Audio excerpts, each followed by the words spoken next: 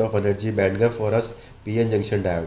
जो PN junction diode है वो हमारा सैंपल यहाँ पे इंसर्टेड है और वो हीटिंग एलिमेंट के साथ वाइंडेड है, राइट। तो सबसे पहले हमने क्या करना है, इसको रिवर्स बायस में कनेक्ट करना है। रिवर्स बायस में करने के लिए क्या करना है, सर्किट का जो डायग्राम है वो हमारे मैनुअल के अंदर ऑलरेडी वायर टू वायर आपको मेंशन करके दिया हुआ है, ठीक है। उसके लिए फिर भी मैं आपको बताता हूँ। हमारे को पूरा सबसे पहले सप्लाई का जो एक एंड है वो एन एंड पे जाना है, वो जो पी एंड है वो करंट के पॉजिटिव पे जाना है, और जो करंट का नेगेटिव है that goes to the supply of negative lead देना। एंड उसके बाद हमने पैरेलल में वोल्ट मीटर को जोड़ देना है। तो सप्लाई के पैरेलल में वोल्ट मीटर कैसे जोड़ेंगे, जो नेगेटिव है वो नेगेटिव के साथ कनेक्ट हो जाएगा और जो पॉजिटिव है वो, ठीक है। अब हम लोगों ने पावर सप्लाई को भी वोल्ट मीटर के पैरेलल में कनेक्ट कर दिया। अब हम लोग क्या करेंगे, सबसे पहले इसको रूम टेम्परेचर के ऊपर हम लोग चेक करेंगे। रूम टेम्परेचर पे चेक करने के लिए एक रेफरेंस वोल्टेज को हम लोग सेट कर देंगे। रेफरेंस वोल्टेज जैसे कि अराउंड हम लोगों ने 3 वोल्ट सेट कर दिया। अब पूरे एक्सपेरिमेंट में हम लोगों ने इस नोब को डिस्टर्ब नहीं करना है, राइट। उसके बाद हम लोगों का एक रेफरेंस करंट बिल्डअप हो गया जो रूम टेम्परेचर के ऊपर है। रूम टेम्परेचर की वैल्यू आप with the help of this thermometer आप नोट कर सकते हो, और फिर भी एग्जैक्ट लेना है तो इस वेसल के अंदर का ले सकते हो जो इस वेसल का एक्चुअल टेम्परेचर है।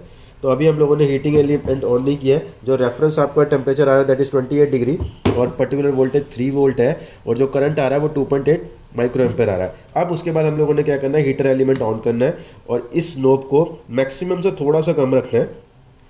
और यहाँ पे हम लोग इजीली देखेंगे कि स्लोली आपका टेम्परेचर इंक्रीज करेगा, with the respect of that current also भी इंक्रीज करेगा। बट हम लोगों ने क्या करना है, पहले इसको 80 से 85 तक इसको हीट करना है। हीट करने के बाद हम सप्लाई को ऑफ करेंगे और फिर रिवर्स में रीडिंग नोट करेंगे टेम्परेचर वर्सेस करंट की हर 5 डिग्री ड्रॉप पे। हाँ, हम लोगों ने नहीं, हम हर 10 डिग्री के इंटरवल से आपने क्या करना है, जैसे जैसे 10 डिग्री 85 से 75 हुआ, 75 से 65 हुआ, उस पर्टिकुलर करंट के अंदर, पर्टिकुलर टेम्परेचर के अंदर करंट की वैल्यू को नोट करना है। वोल्टेज आपका फिक्स रहेगा।